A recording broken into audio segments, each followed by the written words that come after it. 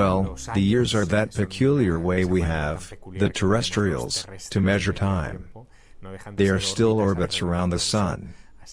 So I've just turned 50 orbits around the Sun, and I think it's a very particular moment. Because we, the authors, are of that kind of professionals that we gain over time. In the end, the more memories we have, the more experiences, the more places and people that have crossed our path, the more material, the more magma we have to then elaborate our stories. I'll tell you something. At that age of 8 or 9 years old, I started going to school on my own.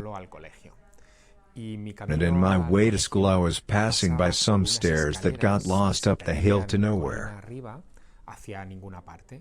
One day, I happened to walk up those stairs going to the school, and the stairs led to the city cemetery, and I entered the cemetery. The cemetery of Teruel is a cemetery with views. It is over the city. And I missed that morning of school, wandering among the graves in the cemetery. The reason for the magnetism they exerted about me is that all of a sudden identified in all of them those tombstones, the surnames of my classmates. There were the grandparents or the great-grandparents of all my classmates. And it had such a profound impact on me.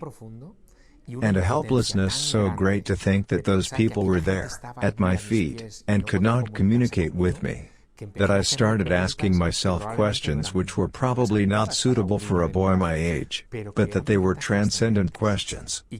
And I wanted to find answers in my elders. They avoided, shied away from giving me those answers. And I had to look for them where they are or where they suggest them, which is in the books. And that's where I got in, probably in romantic literature. I started to get closer to the first portraits of ghosts, to the stories of Dickens, in short, to all that 19th century world, which also connected me with Sir Arthur Conan Doyle and his dalliances with spiritism much more beyond Sherlock Holmes.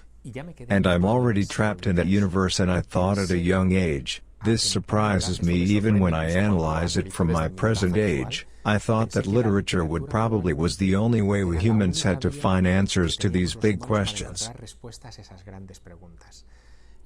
Science does not answer us what there is after death.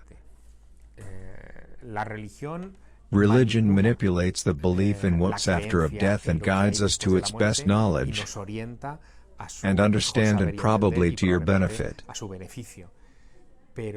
But literature gives you a space of freedom to use the imagination in that hunt for intimate answers, personal, after all, which are what we are all looking for. There is no map for my way. In fact, I believe that the only reason I'm here, and for which I can submit a paper literary compact after many years of, in short, of writing,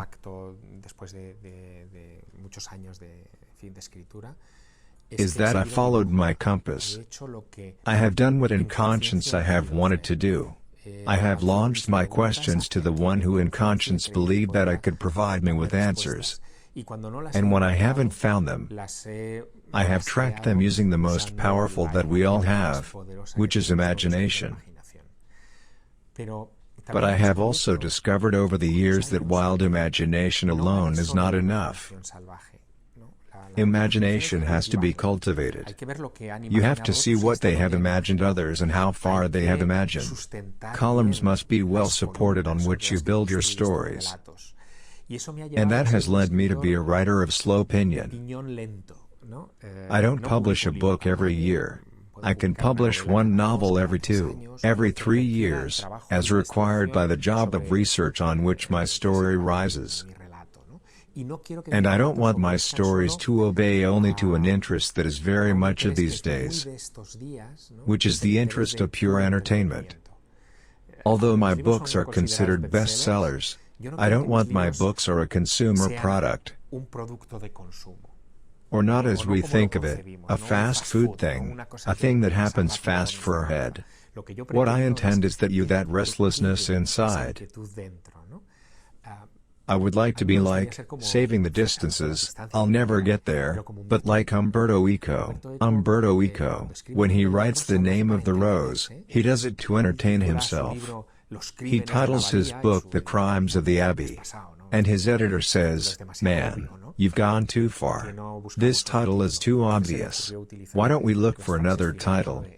Then it occurred to him use the final sentences. The name of the rose to give it dimension. I want that. Suddenly, through a text like The Name of the Rose, you discover a literary universe of references from the classical world, of lost books in the dark years of the 4th century AD era, when Christians dedicated themselves to burn the pagan culture, the culture of the classics. That was there, in Echo. And I was driven to look for that classical culture. When I write The Invisible Fire, for example, which is the novel that brings me to the Planeta Prize, I'm dragging my reader all over classic literary references that speak, for example, of the Grail. And I'm telling him that the Grail is something who is not mentioned in the Gospels. No one cared about anything for 1,000 years the Grail. In fact, the word Grail is not in the Bible. You have to look for it in texts literary works of the 13th century, and it is from that's where a myth is created, making up a word. I find that very evocative, and I'll give it to him. I pass on to my readers and say, watch out. We are in an era, this, the 21st century, in which not a month goes by without us inventing a new term that sticks in our vocabulary. Behind each of these terms there is a story. Behind each of these terms is the seed, who knows, of a future myth that our great-grandchildren in the 23rd century are going to have as a reference, and that seems very powerful to me. I am lucky to have been born in Aragon. Because Aragon, as I see it, is a territory of imagination. Just look at the symbols we handle. The dragon and St. George. What is the dragon? That fabulous creature. Some say imaginary, that he brought down that gallant knight, and that in the end, it changed a little bit the history of the territory. I and the dragon now see dinosaur fossils that were found and that they dig up in my land. What would a man from Teruel have thought of 1,200 if it had been found with a saurian head?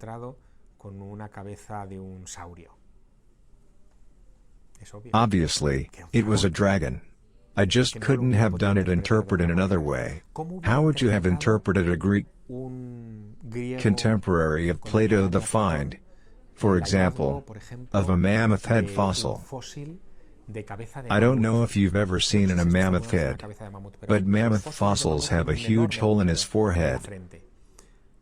A cyclops.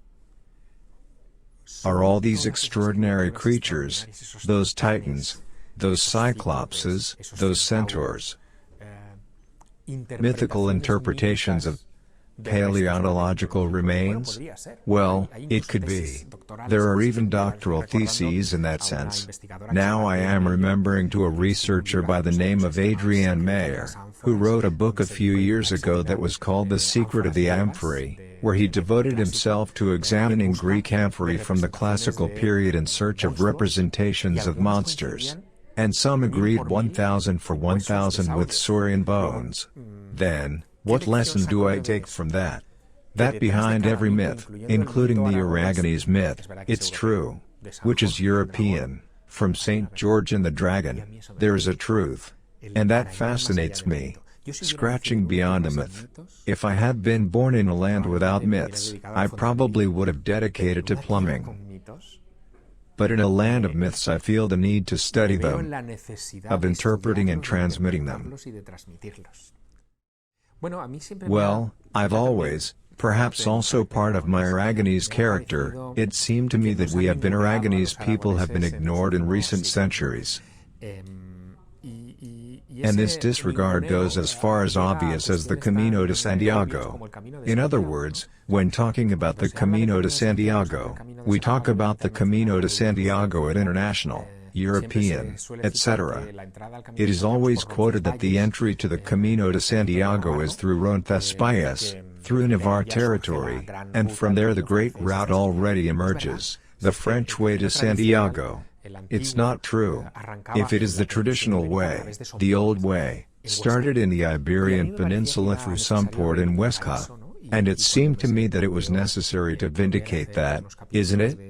And when I was approached about being able to do a few chapters of my series Other Worlds on the Camino de Santiago, I saw that it was important starting in some port, ending in Jaca. Jaca is not just any other place on the Camino Santiago, is the site of the first cathedral being built in the Iberian Peninsula. It is the place of the IAC of the EX that are part of the name of Santiago. San IAC, San Iago.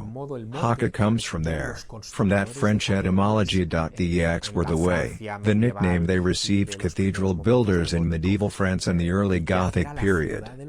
IAC, which was the city of the builders, therefore of cathedrals. And all of that had been overlooked in recent interpretations of the path, even more secular, or more touristic. And I wanted to go to the marrow, to the symbol, to the origin, to the mother cell. And that's why I marked evidently the Aragonese way of St. James. And I think it has been a success, because I think a lot of people who even have been doing the Camino de Santiago, all of a sudden have considered that there would also be to make the Pyrenean descent from some port, which is also a fantastic place.